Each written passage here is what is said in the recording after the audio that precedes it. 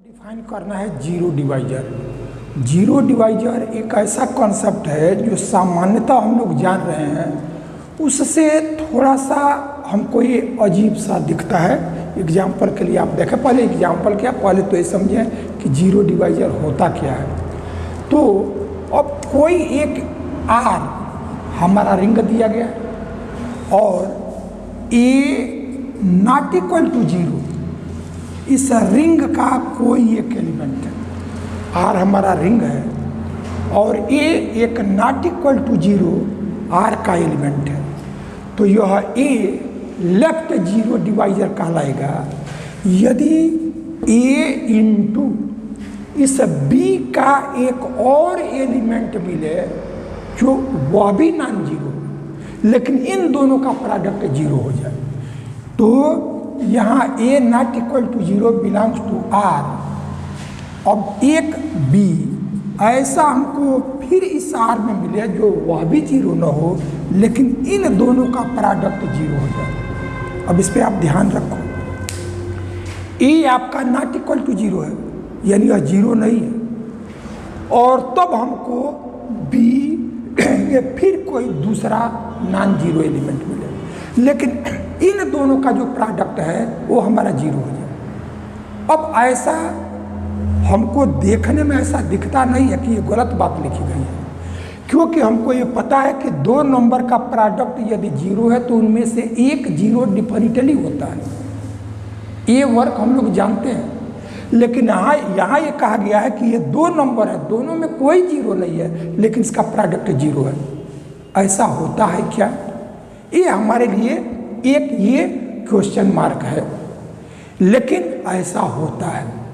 अब हमारे दिमाग में जो बात आ रही है वो केवल नंबर सिस्टम का आता है कि हमारा नेचुरल नंबर में ऐसा होता है क्या, इंटीजर में ऐसा होता है क्या, रेशनल नंबर में होता है क्या, तो उसमें नहीं होता है। लेकिन रिंग जो है वो केवल इंटीजर रेशनल नंबर यही नहीं होता है।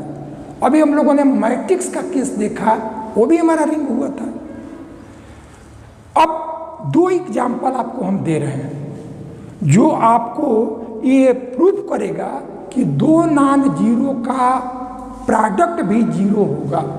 अब पहला एग्जाम्पल, एक एग्जाम्पल आपको हम पहला दे रहे हैं। इस एग्जाम्पल में रेजिड्यू क्लास हम लोग पढ़ चुके हैं।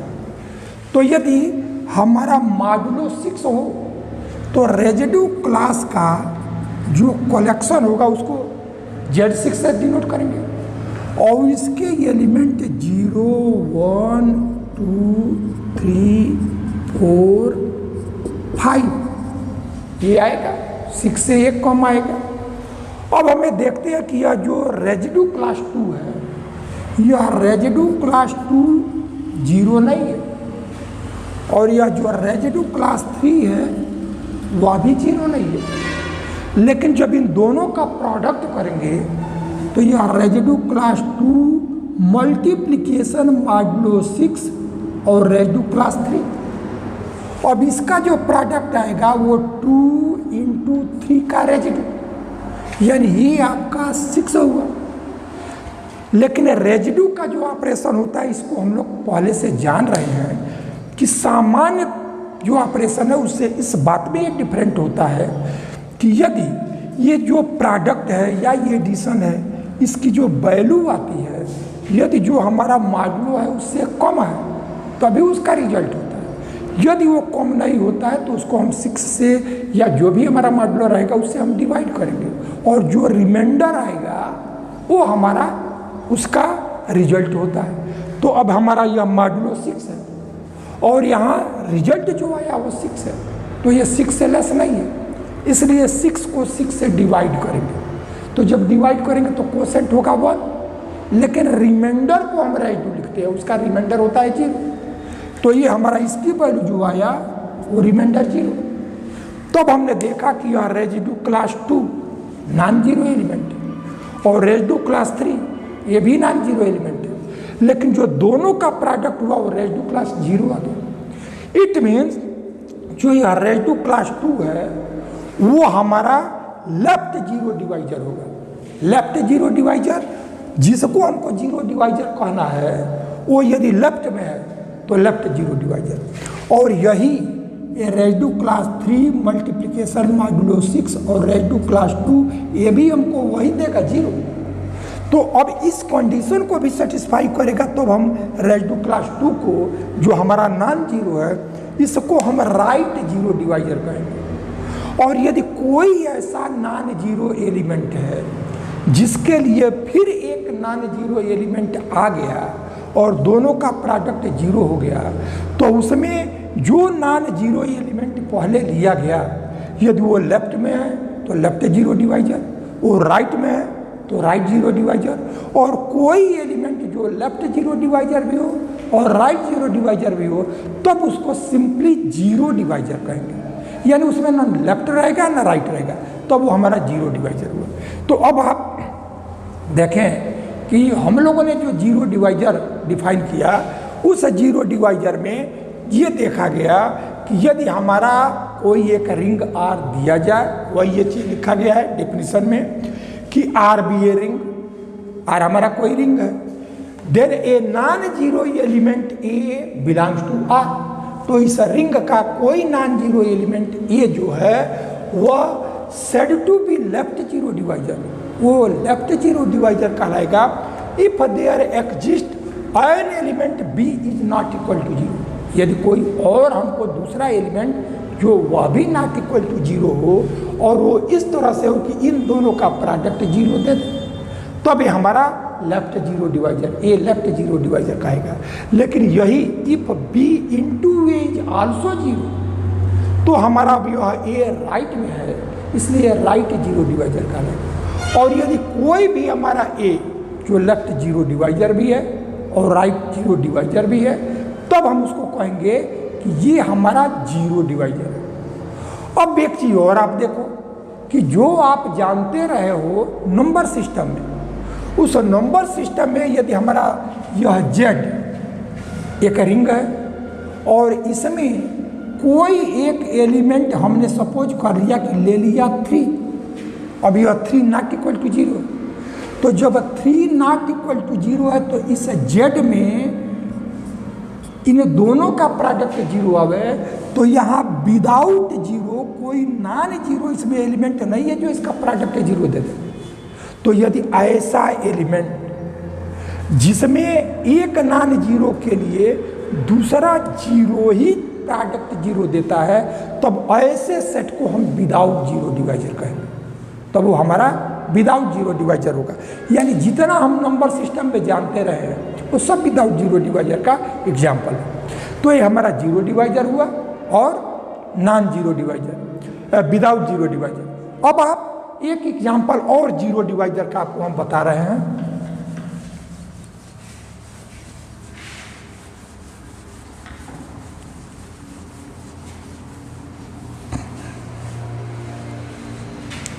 विदाउट जीरो डिवाइजर में एक हमने ये 2x2 का मैट्रिक्स ले लिया, ये हमारा जीरो नहीं है, इसलिए कि जीरो मैट्रिक्स तब होगा जब इसके सारे एलिमेंट जीरो होंगे, तो यह नॉट इक्वल टू जीरो। अब एक दूसरा और एलिमेंट ले लिया 0 1 0 0, ये भी हमारा जीरो नहीं है, ये जीरो नहीं है। अब इसमें यह 1 0 0 0 पहला नॉन जीरो और ये दूसरा नॉन जीरो, इसका प्रोडक्ट लें तो first row first column, first row ये 0 और 0 इंटू 1 0 हो गया। अब फर्स्ट रो सेकेंड कॉलम तो 1 इंटू 0 0 इंटू 0 0 हो गया। फिर second row first column 0, second row second column 0, ये हमारा 0 है। तब हमने देखा कि ये भी नॉन जीरो एलिमेंट है और यह भी नॉन जीरो एलिमेंट है, लेकिन दोनों का प्रोडक्ट क्या आ गया? 0 आ गया। तो जो हम जानते रहे हैं वो भी सही है, लेकिन वो नंबर सिस्टम के लिए। तो यदि ऐसा कोई सेट है और यदि उसके 2 एलिमेंट का प्रोडक्ट यदि 0 है तो उनमें से एक डिफिनिटली जीरो रहे तभी ये पॉसिबल हो, तो वो जो सेट होता है वो विदाउट जीरो डिवाइजर कहलाता है। तो ये हमारा जीरो डिवाइजर और विदाउट जीरो डिवाइजर ये हम लोगों ने देखा। अब इसके बाद एक दो और डिफिनीशन है, उस डिफिनीशन के बाद तब कुछ छोटे छोटे थ्योरम्स हैं, लेकिन यूनिवर्सिटी एग्जाम के दृष्टिकोण से महत्वपूर्ण है।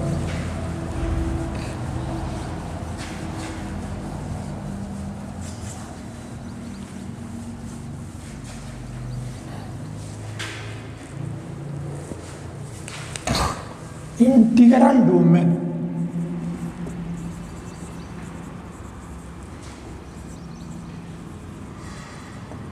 Integral domain.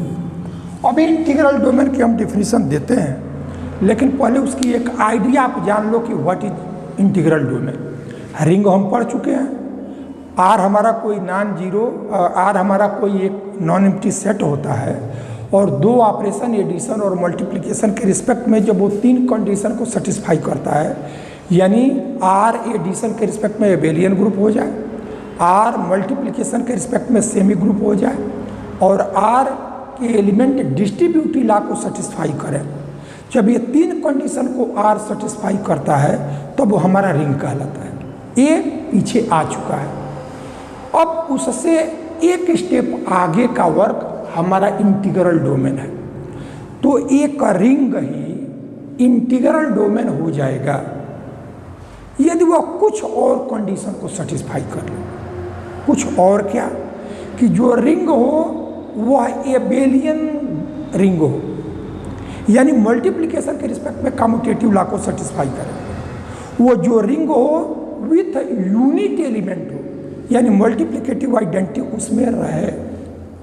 और लास्ट एक कंडीशन होता है कि वह विदाउट जीरो डिवाइजर हो, यानी विदाउट जीरो डिवाइजर का मतलब कि यदि उसके दो ही एलिमेंट का प्रोडक्ट जीरो है तो उनमें से एक जीरो डिफिनिटली है।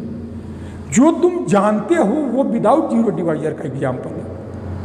तो ये जब इन कंडीशन को सेटिस्फाई, यानी रिंग कम्यूटेटिव हो, यूनिट एलिमेंट रहे और विदाउट जीरो डिवाइजर हो, जब इन तीनों कंडीशन को भी सेटिस्फाई करेगा तब उस रिंग को हम इंटीग्रल डोमेन कहेंगे। अब एक एग्जाम्पल के लिए आपको पहले इसकी डिफिनीशन को आप समझ लीजिए। तो a ring are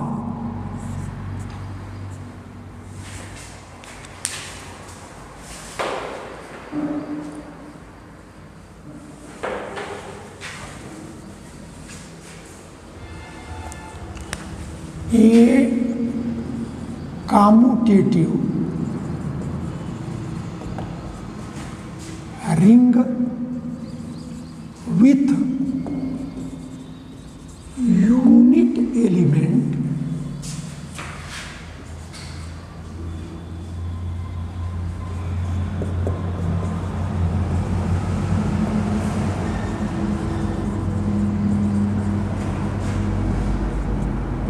is said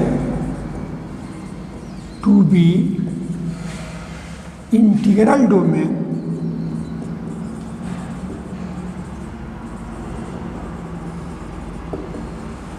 if it is without zero divisor,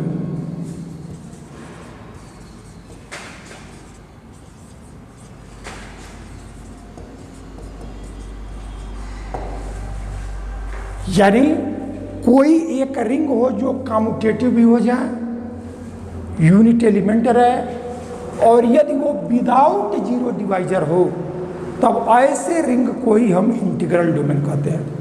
अब एक एग्जाम्पल आपको दे रहे हैं। ये एग्जाम्पल के लिए सेट ऑफ इंटीजर जो यह एडिशन और मल्टीप्लिकेशन के रिस्पेक्ट में ये रिंग होता है, ये पीछे हम लोग दिखा चुके हैं। लेकिन यह रिंग इंटीग्रल डोमेन हो जाए, इसके लिए जो तीन कंडीशन और कि यह जो ये रिंग है इज ए रिंग, ये पीछे हम लोग कर चुके हैं। अब यही रिंग इंटीग्रल डोमेन हो जाए तो वो इंटीग्रल डोमेन होने के लिए पहला वो कम्यूटेटिव रिंग हो। तो कम्यूटेटिव रिंग के लिए इस सेट का कोई दो एलिमेंट लो और मल्टीप्लिकेशन के रिस्पेक्ट में वो कम्यूटेटिव हो जाए, तो जो ये पहला कंडीशन है कम्यूटेटिव का, कम्यूटेटिव, तो ये कम्यूटेटिव में हम कोई दो एलिमेंट लें, ए और बी, कोई दो इंटीजर लें, तो A into B is equal to B into A integer में होता है, 2 इंटू -3 इजक्वल टू -3 इंटू 2, कोई हम दो इंटीजर लेंगे तो उसके ऑर्डर को चेंज करेंगे तो उससे उसके प्रोडक्ट की वैल्यू में कोई परिवर्तन नहीं होता है। तो यानी हमको रिंग इंटीग्रल डोमेन हो, उसके लिए पहला कंडीशन जो commutative with respect to multiplication a integer में होता है, उसके बाद से मल्टीप्लिकेटिव आइडेंटिटी यानी यूनिट एलिमेंट, तो यूनिट एलिमेंट 1 होता है और इंटीजर में 1 बिलोंग करता है। ये दो कंडीशन हम लोगों ने देख लिया, यानी यह जो रिंग है वो कम्यूटेटिव रिंग या ये बेलियन रिंग विथ यूनिट एलिमेंट हो गया। अब यदि यह विदाउट जीरो डिवाइजर कंडीशन को भी सेटिस्फाई करे तो इंटीग्रल डोमेन हो जाएगा। तो ये थर्ड है विदाउट जीरो डिवाइजर। यदि हम कोई ए नॉट इक्वल टू जीरो, यदि हम कोई ए नॉट इक्वल टू जीरो इस जेड का एक एलिमेंट लें तो डिफिनिटली यदि एक दूसरा एलिमेंट हमारा बी इस जेड में इस तरह हो कि ए इंटू बी जीरो दे, तो यह नॉट इक्वल टू जीरो है, तो यह बी बिना जीरो हुए इंटीजर में यह जीरो नहीं दे सकता। और यदि ऐसा दो एलिमेंट जिसका प्रोडक्ट जीरो हो, उनमें से एक डिफिनिटली जीरो हो, तो वो जो सेट होता है वो विदाउट जीरो डिवाइजर होता है। इट मीन्स जो इंटीजर का सेट होता है वो हमारा क्या हुआ, विदाउट जीरो डिवाइजर। तो A into B is equal to zero, this imply B is equal to zero, ये इंटीजर के केस में। तब हमने देखा कि जो रिंग का सेट है वो आपका इंटीजर का सेट जो है वो रिंग भी है, commutative with respect to multiplication है, यूनिट एलिमेंट 1 इंटीजर के सेट में होता है, और इंटीजर के सेट में कोई दो इंटीजर का प्रोडक्ट यदि जीरो ले तो उनमें से दोनों नॉन जीरो नहीं हो सकता, एक डिफिनिटली जीरो होगा तभी इंटीजर में दो का प्रोडक्ट जीरो आएगा, और यही कंडीशन विदाउट जीरो डिवाइजर का है। इसका मतलब जो रिंग का सेट है वो हमारा सिर्फ रिंग ही नहीं है, वो इंटीग्रल डोमेन भी है। ठीक है ये, तो इस तरह से ये हमारा इंटीग्रल डोमेन। अब अगला जो डिफिनीशन है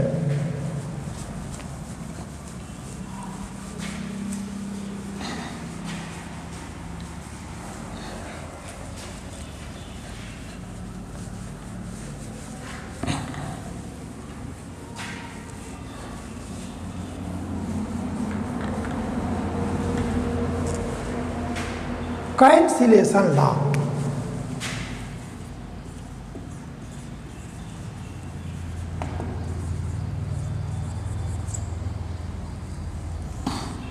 कैंसिलेशन लॉ, आर हमारा कोई रिंग है और यदि इसके 3 एलिमेंट लें, उन 3 एलिमेंट में ए नॉट इक्वल टू जीरो ले लिया और बी सी ये कोई अन्य दो एलिमेंट है, यानी यह पहला element not equal to zero है और यह बी सी जीरो भी हो सकता है, नॉन जीरो भी हो सकता है, कोई हो सकता है। तो if A into B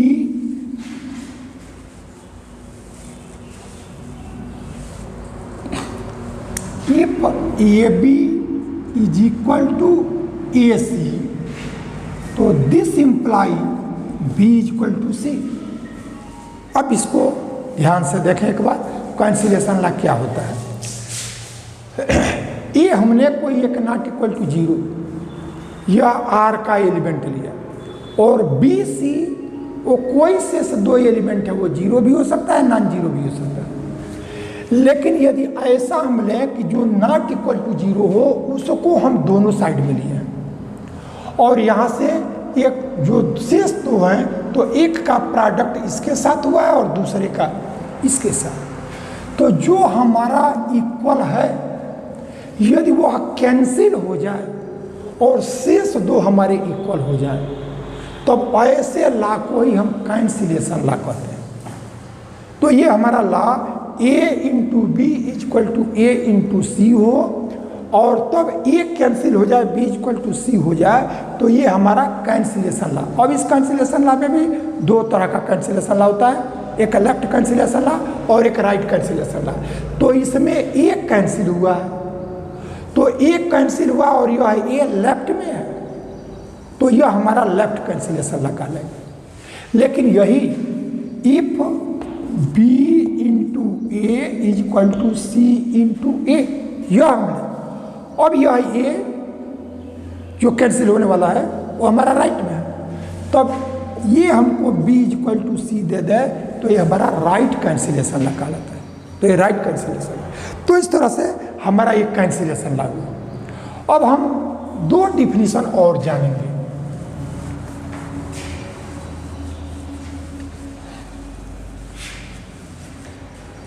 division ring,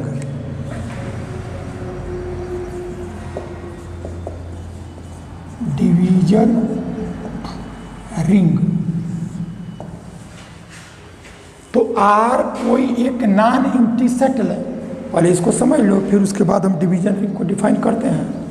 तो आर कोई नॉन एम्प्टी सेट लिया, एडिशन और मल्टीप्लिकेशन ये दो ऑपरेशन लिया गया, तो ये आर एडिशन के रिस्पेक्ट में एबेलियन ग्रुप हो जाए और आर मल्टीप्लिकेशन के रिस्पेक्ट में जब सेमी ग्रुप हो और तीसरा डिस्ट्रीब्यूटिव लॉ को सेटिस्फाई करे तब तो ये रिंग होता है।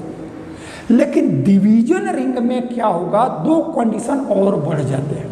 वो क्या कि आर एडिशन के रिस्पेक्ट में एबेलियन ग्रुप हो, अब यह आर मल्टीप्लिकेशन के रिस्पेक्ट में सेमी ग्रुप तो रिंग होने के लिए था ही, दो और कंडीशन यानी मल्टीप्लिकेटिव आइडेंटिटी भी इसमें आ जाए और प्रत्येक एलिमेंट का मल्टीप्लिकेटिव इनवर्स भी हो जाए। जब ये दो कंडीशन रिंग और सेटिस्फाई कर ले और डिस्ट्रीब्यूटिव लॉ सेटिस्फाई करे तब हम इस अलजेब्रिक सिस्टम को डिवीजन रिंग कहेंगे।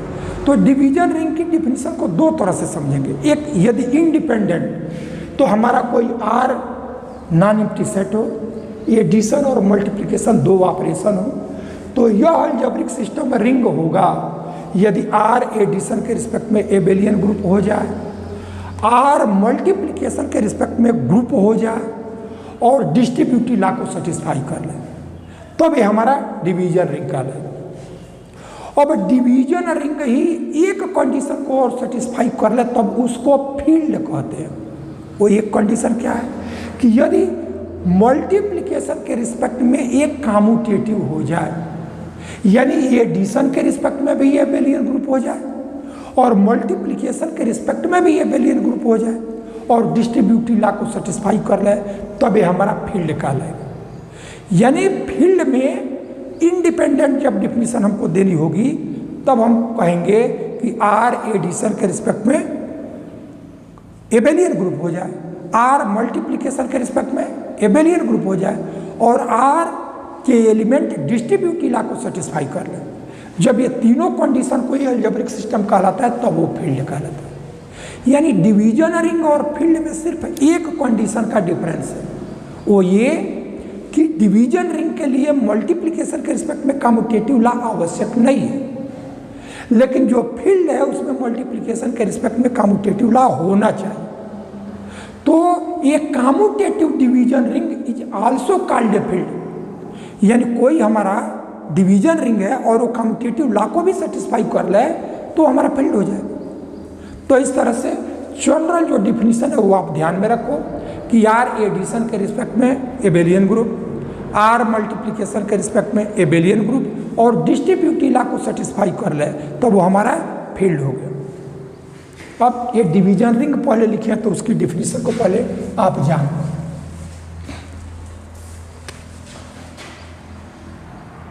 Late R be a non-empty set addition and multiplication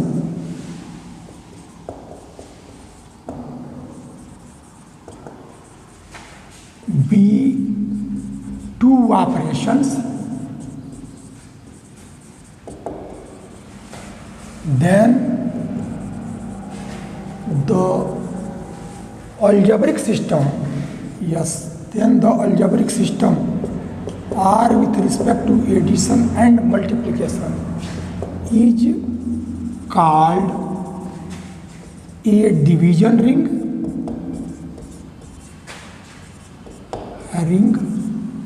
if it satisfies following conditions.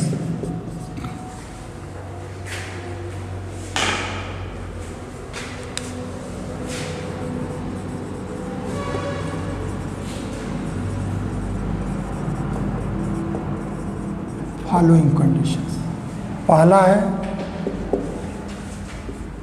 R with respect to addition is an abelian group, दूसरा है R with respect to multiplication is a group, और third distributive law,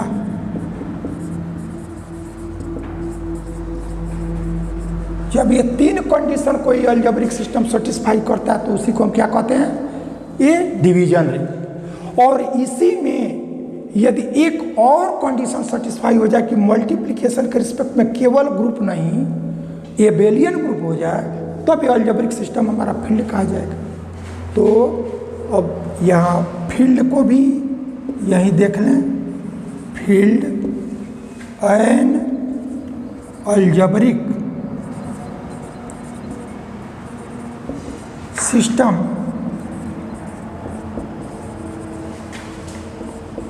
R with respect to addition and multiplication is called a field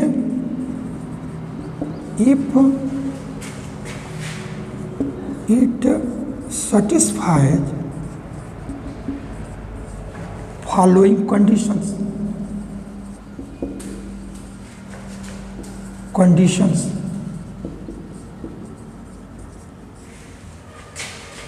पहला R with respect to addition is an abelian group,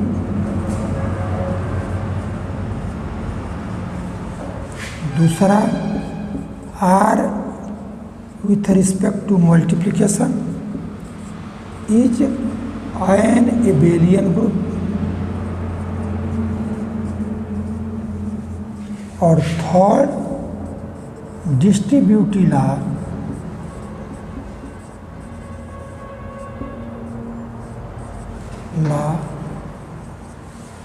satisfied।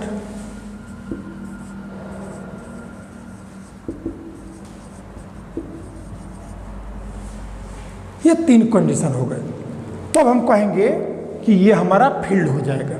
तो इस तरह से जो definition आगे जो work हमको करना है उसके लिए जो डिफिनीशन चाहिए उस डिफिनीशन की एक आइडिया हम लोग के दिमाग में हो गई। और वह फील्ड के लिए आपको एक एग्जाम्पल हम आपको दे रहे हैं जिससे आपको पता चल जाए कि वो फील्ड कौन सा अलजेब्रिक सिस्टम होगा।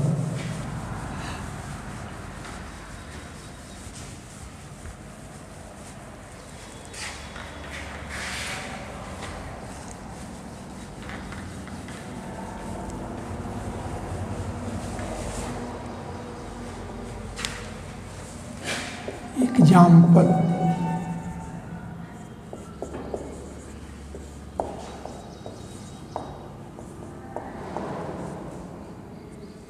ये जो अलजेब्रिक सिस्टम है जिसमें आर की जगह हमने रेशनल नंबर का सेट लिया है। अब रेशनल नंबर जब आया तो आपके ध्यान में ये बात आ जानी चाहिए कि रेशनल नंबर में जितने फ्रैक्शनल नंबर हैं, यानी वे नंबर जिनको p/q के फॉर्म में लिख सकें, जहाँ ये आपका जो डिनोमिनेटर है q not equal to 0 integer होना चाहिए और p कोई इंटीजर होना चाहिए। तो इस तरह के जो एलिमेंट का कलेक्शन है वही हमारा रेशनल नंबर है। तो अब ये जो रेशनल नंबर है वो रेशनल नंबर फील्ड होता है। अब इसको एक एक कंडीशन को आप ध्यान दो कि जो रेशनल नंबर है वो रेशनल नंबर पहला जो कंडीशन है कि यह एडिशन के रिस्पेक्ट में एबेलियन ग्रुप हो, एबेलियन ग्रुप हो, ऐसा हमको दिखाना रहेगा। ये अब एबेलियन ग्रुप के लिए 5 कंडीशन, उसमें पहला है क्लोजर प्रॉपर्टी। तो क्लोजर प्रॉपर्टी में 2 रेशनल नंबर लो और उसके बीच एडिशन को ऑपरेट करो तो फिर वो क्यू का एलिमेंट हो जाए। तो यदि हम कोई 2 रेशनल नंबर लें, यानी हमने 1/2 ले लिया, 2/3 ले लिया, चाहे कोई इस तरह का लो और उसको ऐड करोगे तो फिर एक रेशनल नंबर आएगा। तो यानी ये रेशनल नंबर हमारा एडिशन के रिस्पेक्ट में एक क्लोजर प्रॉपर्टी को सेटिस्फाई करता है। और ऐसे 3 रेशनल नंबर लो, 2 को एक साथ ऐड करो, जो रिजल्ट आता है उसमें तीसरे को ऐड करो तो वो वैल्यू वही आएगा जो लास्ट 2 एलिमेंट को ऐड करे और उस रिजल्ट में पहले को ऐड करे। तो ये एसोसिएटिव भी होगा। और एडिटिव आइडेंटिटी 0 को हम 0/1 लिख सकते हैं और रेशनल नंबर के फॉर्म में हो गया। या वैसे भी जितने इंटीजर हैं सारे इंटीजर रेशनल नंबर होते हैं, उसका डिनोमिनेटर 1 होता है। तो एडिटिव आइडेंटिटी भी इसमें होता है रेशनल नंबर में। और जितने रेशनल नंबर हैं सबका निगेटिव भी होता है। यदि 1/2 रेशनल नंबर है तो -1/2 भी रेशनल नंबर है, 2/3 रेशनल नंबर है तो -2/3 भी रेशनल नंबर है। इसलिए हर रेशनल नंबर का निगेटिव भी आता है, यानी एडिटिव इन्वर्स एग्जिस्ट करता है। और जो 5वां कंडीशन है कि यदि कोई 2 एलिमेंट ले 1/2, 1/3 या कोई दो, तो 1/2 + 1/3 वही देगा जो 1/3 + 1/2 देगा। यानी इसका 2 रेशनल नंबर लें, ऐड करें, उसके आर्डर को चेंज करें, क्रम को चेंज करें तो उससे उसकी वैल्यू में कोई परिवर्तन एडिशन के लिए नहीं होता है। इसलिए हमारा यह रेशनल नंबर का सेट एडिशन के लिए ये एबेलियन ग्रुप हो गया। अब यही 5 कंडीशन हम मल्टीप्लिकेशन के लिए देखेंगे। यानी ये जो रेशनल नंबर है वो मल्टीप्लिकेशन के रिस्पेक्ट में ये भी हमारा एबेलियन ग्रुप होगा, ऐसा अभी हम चेक करेंगे, ऐसा चेक करेंगे। 2 रेशनल नंबर ले लो, 1/2 ले लिया, 1/3 लिया, प्रोडक्ट किया 1/6 आ गया। तो केवल 1/2, 1/3 के लिए ही नहीं, कोई 2 रेशनल नंबर, एक को ए लिया दूसरे को बी लिया तो ए × बी रेशनल नंबर ही होगा। इट मीन्स 2 रेशनल नंबर के बीच प्रोडक्ट को ऑपरेट करे, जो रिजल्ट आया वो फिर रेशनल नंबर हो गया। इसलिए हमारा मल्टीप्लिकेशन के रिस्पेक्ट में क्लोजर प्रॉपर्टी सेटिस्फाई करेगा। फिर जो दूसरा कंडीशन है, दूसरे कंडीशन में हमको कोई 3 रेशनल नंबर लो। जैसे एडिशन के लिए हमने देखा कि पहले 2 रेशनल नंबर को ऐड किया, अब यहाँ प्रोडक्ट करो, तो 2 रेशनल नंबर को प्रोडक्ट करो, जो रिजल्ट आवे उसमें तीसरे से प्रोडक्ट करो, वो वैल्यू वही होगा जो इन तीनों रेशनल नंबर के लास्ट 2 को पहले प्रोडक्ट कर लो और पहले को उसके बाद ऑपरेट करो, दोनों सेम आएगा। तो हमारा एसोसिएटिव लॉ भी दिख रहा है रेशनल नंबर में। मल्टीप्लिकेटिव आइडेंटिटी 1 रेशनल नंबर में होता है। अब चौथा कंडीशन जो है हमारा मल्टीप्लिकेटिव इनवर्स। तो यदि 1/2 है तो उसका मल्टीप्लिकेटिव इनवर्स 1/2 दैट इज 2। 2 को 2/1 लिख सकते हैं, वो रेशनल नंबर है। यदि हमने 2 को 2/1 लिया तो उसका मल्टीप्लिकेटिव इनवर्स 1/2, वो हमारा रेशनल नंबर में होता है। इसलिए मल्टीप्लिकेशन के रिस्पेक्ट में प्रत्येक एलिमेंट का रेशनल नंबर में मल्टीप्लिकेटिव इनवर्स होता है। लेकिन एक बात को और ध्यान में रखना चाहिए, कोई भी हमारा जो सेट होता है वो सेट यदि मल्टीप्लिकेशन के रिस्पेक्ट में हमको ग्रुप देखना होता है तो उसमें 0 को छोड़ करके और तब हम देखते हैं, क्योंकि 0 का मल्टीप्लिकेटिव इनवर्स एग्जिस्ट नहीं करता है। तो हम जो भी सेट रेशनल नंबर क्यों लिखा भी गया तो हमारा सेंस रहता है कि वो विदाउट जीरो। तो ये जो हमारा सेट हुआ रेशनल नंबर वो मल्टीप्लिकेटिव इन्वर्स भी एग्जिस्ट किया। फिर उसके बाद से इसका मल्टीप्लिकेशन के रिस्पेक्ट में कम्यूटेटिव भी तुम चेक कर सकते हो। कोई दो रेशनल नंबर लो और दोनों का प्रोडक्ट करो, उसके क्रम को चेंज करो तो भी उसके प्रोडक्ट में कोई फर्क नहीं है। इस तरह से हमें देख रहे हैं कि यह मल्टीप्लिकेशन के रिस्पेक्ट में भी एबेलियन ग्रुप होगा। अब तीसरा कंडीशन डिस्ट्रीब्यूटिव है। तो उसमें कोई तीन एलिमेंट लो, पहले को प्रोडक्ट करो, ब्रैकेट में दो का सम करो, तो यानी a into B plus C is equal to a into B plus a into C. ये कोई ए बी सी की जगह कोई तीन रेशनल नंबर लोगे इस कंडीशन को सेटिस्फाई करेगा। इस तरह से हमारा डिस्ट्रीब्यूटिव लॉ को भी सेटिस्फाई कर रहा है। तो यानी जो हमारा रेशनल नंबर का सेट है वो दो अलजेब्रिक सिस्टम ले लें, एक हमने एडिशन लिया और एक मल्टीप्लिकेशन। तो ये हमारा जो सभी कंडीशन हैं फिल्ड होने के लिए उसको ये सेटिस्फाई कर रहा है, तो ये रेशनल नंबर हमारा फील्ड होगा। लेकिन रेशनल नंबर से छोटा जो सेट हुआ वो हमारा इंटीजर का हुआ। अब एक बार हम ध्यान दें कि इंटीजर हमारा फील्ड होगा कि नहीं होगा। तो आप देखोगे कि इंटीजर में सारे कंडीशन आपको मिल जाएंगे फील्ड होने के, लेकिन सिर्फ मल्टीप्लिकेटिव इन्वर्स नहीं मिलेगा। 2 हमारा इंटीजर है लेकिन 1/2 इंटीजर में नहीं आता है, मल्टीप्लिकेटिव इन्वर्स नहीं हुआ। इसी कारण इंटीजर का सेट जो होता है वो हमारा फील्ड नहीं हो पाता है, वो रिंग होता है। और ऐसे ही अब रिंग हमने देखा कि इंटीजर का उससे छोटा हमारा नेचुरल नंबर होता है। तो नेचुरल नंबर एडिशन के रिस्पेक्ट में ग्रुप ही नहीं होता है, क्योंकि हमको एडिटिव आइडेंटिटी नहीं मिलता है और एडिटिव इन्वर्स नहीं मिलता है, फिर आगे का चेक करने का कोई औचित्य नहीं है। तो हमने देखा कि नेचुरल नंबर है वो ग्रुप भी नहीं होता है, इंटीजर है वो ग्रुप एडिशन के रिस्पेक्ट में होता है, मल्टीप्लिकेशन के रिस्पेक्ट में नहीं होता है। इसी कारण इंटीजर का सेट हमारा रिंग हो जाता है, क्योंकि रिंग में मल्टीप्लिकेशन के रिस्पेक्ट में हमको इन्वर्स की जरूरत नहीं होती है, केवल मल्टीप्लिकेशन के रिस्पेक्ट में दो कंडीशन क्लोजर और एसोसिएटिव। तो मल्टीप्लिकेशन के रिस्पेक्ट में इंटीजर उन दोनों को सेटिस्फाई करता है।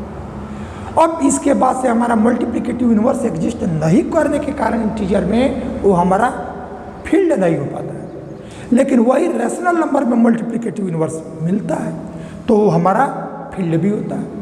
अब रेशनल नंबर से ऊपर का जो सेट रियल नंबर हुआ, उससे ऊपर का सेट कॉम्प्लेक्स नंबर, वो सभी फील्ड होंगे। तो इस तरह से हमने फील्ड की एक आइडिया पाई कि हमारा फील्ड क्या होता है। अब एक छोटा सा थ्योरम,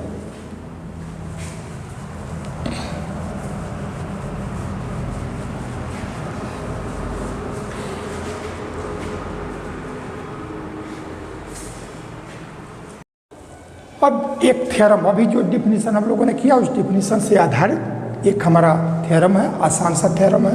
देखिए इसमें क्या करना है, prove that a ring are.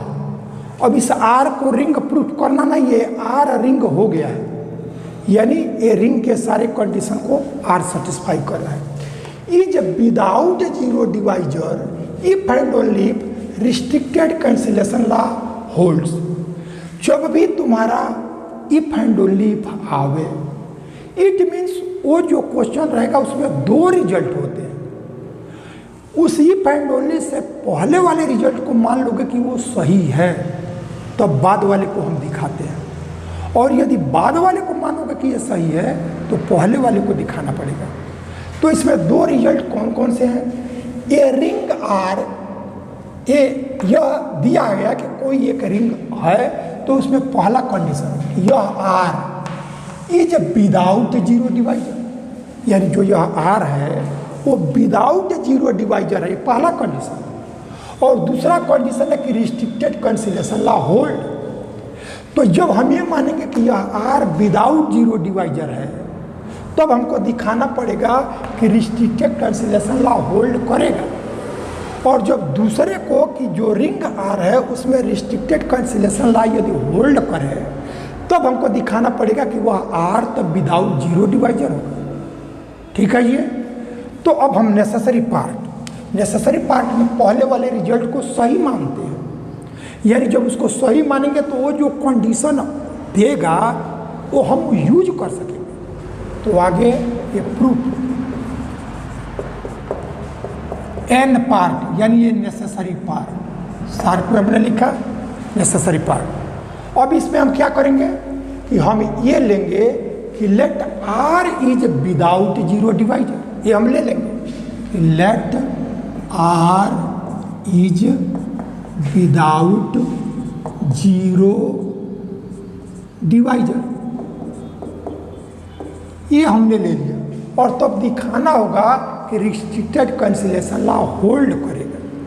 तो अब देखो आर विदाउट जीरो डिवाइजर हमने ले लिया, इससे आपको क्या मिल गया कि यदि कोई ए नॉट इक्वल टू जीरो इस आर में है और कोई एक एलिमेंट बी हमारा आर में इस तरह हो कि इन दोनों का जो प्रोडक्ट है यदि वह जीरो दे तो डिफिनिटली आपका बी जीरो ही होगा।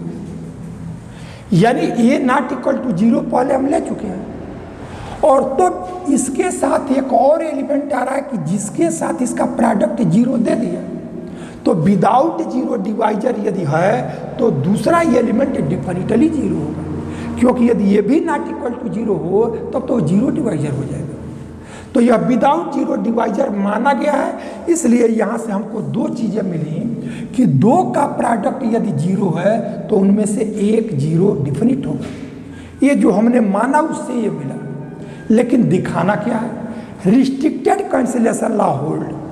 तो रिस्ट्रिक्टेड और कैंसिलेशन लॉ इसमें क्या है कि जो हमारा कैंसिल होने वाला है यदि वह नॉट इक्वल टू जीरो हो, यानी वो कंडीशन जीरो के लिए सेटिस्फाई न हो, तब हम उसको cancellation law hold, cancellation law कहते हैं, रिस्ट्रिक्टेड कैंसिलेशन लॉ। यानी हमने क्या किया, cancellation law, restricted cancellation law proof करना है, तो हमने ले लिया कि यह let A not equal to zero. Cancellation law proof करने के लिए क्या करेंगे कि रिस्ट्रिक्टेड कैंसिलेशन लॉ एक ए नॉट इक्वल टू जीरो ले लेंगे और दूसरा बी और सी, ये अन्य कोई दो एलिमेंट ले लेंगे आर में। और जब रिस्ट्रिक्टेड कैंसिलेशन लॉ हमको लेना होता है तो जो नॉट इक्वल टू जीरो है इसके साथ प्रोडक्ट इसमें से लो दूसरे एलिमेंट को, और इसी के साथ प्रोडक्ट ले लो तीसरे एलिमेंट को। अब यदि यह ए कैंसिल हो जाए, बी इक्वल टू सी आ जाए, तो वही हमारा रिस्ट्रिक्टेड कैंसिलेशन लॉ हो जाएगा। यानी कैंसिलेशन लॉ प्रूफ करने के लिए एक एलिमेंट को हम दोनों साइड में रखते हैं, और दो जो एलिमेंट हैं कैंसिलेशन लॉ आपका प्रोडक्ट के लिए भी होता है, एडिशन के लिए भी होता है, यहाँ प्रोडक्ट के लिए है। तो अब यदि जैसे A plus B equal to A plus C, तो ए कैंसिल हो गया, बी इक्वल टू सी, तो वो हमारा कैंसिलेशन लॉ है। लेकिन a into B equal to A into C में जो एक कैंसिल हो रहा है ये नॉट इक्वल टू जीरो के लिए है, ये जीरो के लिए कंडीशन सेटिस्फाई नहीं हो। यदि इधर भी जीरो है इधर भी, तो जीरो को जीरो से हम कैंसिल नहीं कर सकते, इसलिए ही रिस्ट्रिक्टेड माने प्रतिबंधित। यह कंडीशन सबके लिए सही है, लेकिन कैंसिल वाला जीरो उसके लिए सही नहीं है, इसीलिए इसको कैंसिलेशन लॉ नहीं कहा गया, रिस्ट्रिक्टेड कैंसिलेशन, कि जीरो के लिए रिस्ट्रिक्ट है उसके लिए सेटिस्फाई नहीं है। तो अब हमको कैंसिलेशन लॉ प्रूफ जब करना होगा और रिस्ट्रिक्टेड, तो जिसको कैंसिल करना है उसको नॉट इक्वल टू जीरो लेंगे, और शेष दो कोई, तो नॉट इक्वल टू जीरो वाले के साथ भी, फिर नॉट इक्वल टू जीरो के साथ से ये हम लेंगे। और यदि दिखा दे कि बी इक्वल टू सी, तो हमारा एक कैंसिलेशन लॉ हो गया। अब देखो कैसे दिखाएंगे, तो इसको भी इधर ट्रांसपोज करो, तो यह A B minus A C equal to zero, A को कॉमन ले लो, B minus C equal to zero. अब देखो यह बी और सी ये दोनों ही आर के एलिमेंट हैं, तो इन दोनों का जो डिफरेंस होगा वो भी हमारा आर का एलिमेंट होगा। अब यह आर का एक एलिमेंट यानी दो का डिफरेंस जब कर दोगे तो रिजल्ट एक आएगा। 5 है और 3 को सब्ट्रैक्ट कर दिया तो अब 2 नहीं रहा, तो अब हमारा 2 आ गया। तो अब दोनों का डिफरेंस एक एलिमेंट, तो इस एलिमेंट और इस एलिमेंट का प्रोडक्ट जो है वो 0 है, और हम माने हुए हैं कि R विदाउट जीरो डिवाइजर है, इसमें ये नॉट इक्वल टू 0 लिया गया है, इसलिए हमारा जो ये दूसरा ही एलिमेंट है डिफिनिटली 0 होगा। तो since R is without zero divisor,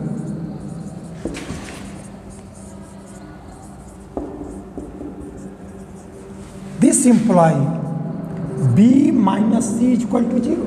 Since A is not equal to 0, और B minus C is equal to 0, this imply B is equal to C.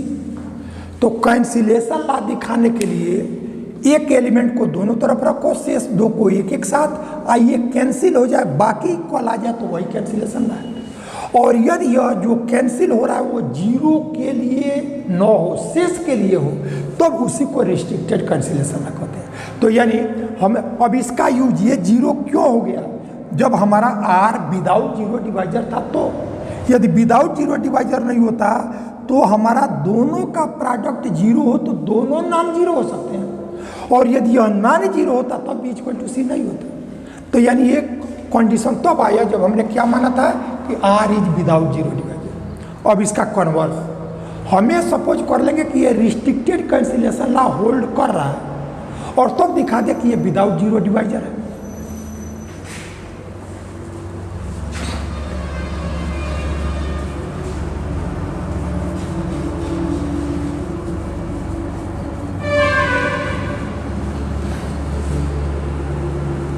Sufficient part, इसको शार्ट में S पार्ट यानी sufficient part. तो sufficient part में if and only if के बाद वाले को मानेंगे कि ये सही है, और तब हम पहले वाले को दिखाएंगे कि यानी R विदाउट जीरो डिवाइजर हो जाए।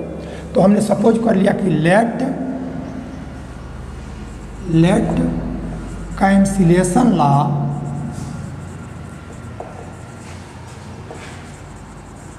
होल्ड इन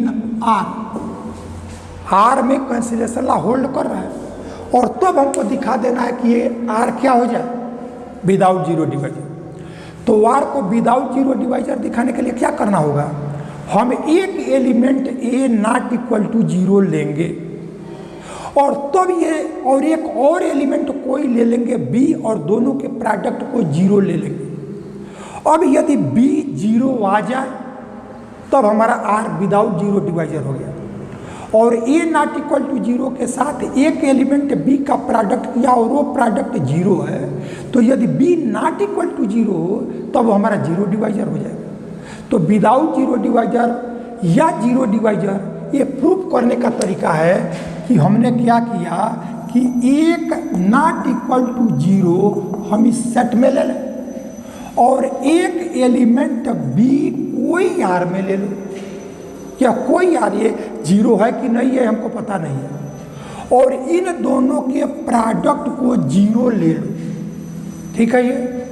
यह नॉट इक्वल टू 0 और एक एलिमेंट लिया जिसका इसके साथ प्रोडक्ट को 0 ले लिया, तो यदि यह B 0 होगा तब R विदाउट जीरो डिवाइजर, और यदि B नॉट इक्वल टू 0 होगा तब हमारा जीरो डिवाइजर होगा, ठीक है ये। तो अब देखो A इंटू B को 0 लिया, अब R जीरो डिवाइजर है कि विदाउट जीरो डिवाइजर, वो डिपेंड कर रहा है कि B 0 है कि नॉन जीरो, क्योंकि ये तो नॉट इक्वल टू 0 लिया गया। अब इसमें कैंसिलेशन लॉ हमने सपोज किया है, उसका हम यूज कर सकते हैं।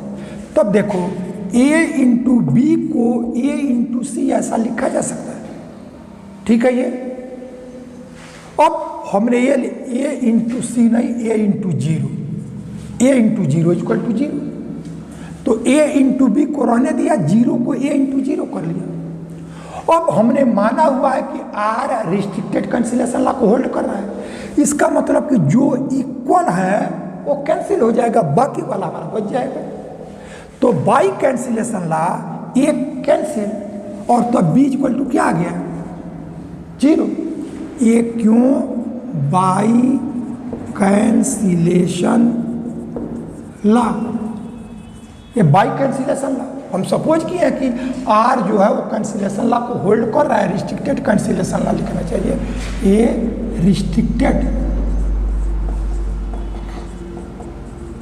रिस्ट्रिक्टेड कैंसिलेशन लॉ को होल्ड कर रहा है। रिस्ट्रिक्टेड का मतलब कि जो कैंसिल होगा वो जीरो ना हो, तो हमने इसीलिए ये नॉट इक्वल टू जीरो लिया और दूसरा कोई एलिमेंट लिया, इसके साथ प्रोडक्ट जीरो किया। रिस्ट्रिक्टेड कैंसिलेशन लॉ को दिखाना है, होल्ड कराना है, तो अब इस जीरो को ए इंटू जीरो लिख लिया, इससे इसकी वैल्यू में कोई परिवर्तन नहीं। और रिस्ट्रिक्टेड कैंसिलेशन लॉ में ए कैंसिल हो जाएगा, जो बचा हमारा इक्वल हो गया। तो b इक्वल टू सी में c की जगह जीरो है, तो b इक्वल टू जीरो।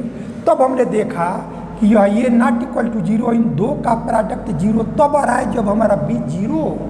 इसका मतलब r हमारा विदाउट जीरो डिवाइजर हो। तो which shows that r is without zero divisor.